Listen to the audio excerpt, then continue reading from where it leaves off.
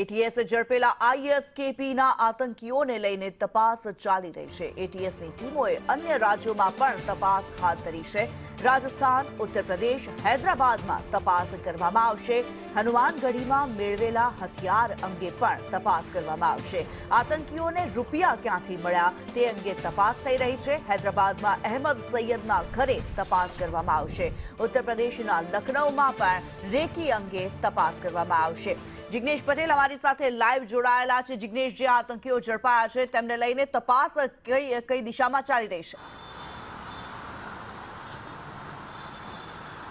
કિન્નરી, જો વાત કરીએ આઈએસકેપીના મોડ્યુલ સાથે જોડાયેલા 3 આતંકીઓની ધરપકડ મામલે, તો હૈદરાબાદથી આવેલા જે અહેમદ મોયુદ્દીન નામનો જે મુખ્ય આતંકી છે તેને લઈને પોલીસે એટીએસે તમામ દિશાઓમાં તપાસ શરૂ કરી છે।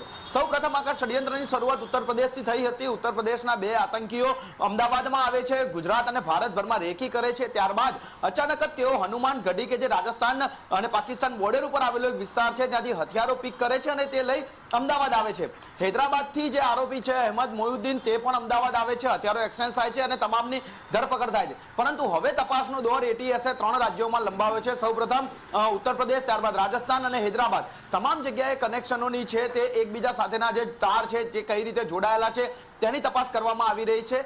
સાથે જ જે ડોક્ટર અહેમદ મોયુદ્દીન છે તે ડોક્ટર અન્ય કોઈ આતંકી સંગઠનના સંપર્કમાં છે કે કેમ તે સૌથી મોટો તપાસનો વિષય છે, કારણ કે દિલ્હી બ્લાસ્ટમાં સંકળાયેલા જે તમામ આતંકીઓ છે તે પણ ડોક્ટર હોવાનું સામે આવ્યું છે અને જે ગુજરાત એટીએસે ઝડપેલો આતંકી છે તે પણ ડોક્ટર છે અને તે ચાઇનાથી એમબીબીએસ પાસ કરી અને પરત આવ્યો હતો। સાથે જે રાઇઝિન નામનું ઝેર તે બનાવી રહ્યો હતો તે ઝેર માત્ર તેને બનાવવા માટેનો ઓર્ડર અબુ ખબીઝાએ આપ્યો હતો કે પછી તે બનાવી અને તેનો હુમલો કરનાર અન્ય કોઈ વ્યક્તિ હતા, તે તમામ મુદ્દે અત્યારે છે તે તપાસ કરવામાં આવી રહી છે। સાથે જ 3 રાજ્યોની અંદર જે એટીએસની ટીમો પહોંચી છે, 3 રાજ્યોમાં તેમના સ્થાનિક કનેક્શનો કોણ કોણ છે, આ આખા નેટવર્કમાં કોની સંડોવણી છે તે તમામ મુદ્દે પણ તપાસ કરવામાં આવશે।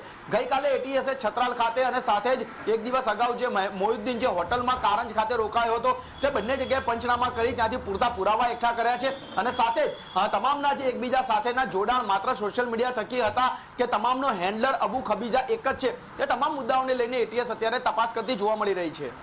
જી, ધન્યવાદ જિગ્નેશ આ માહિતી માટે।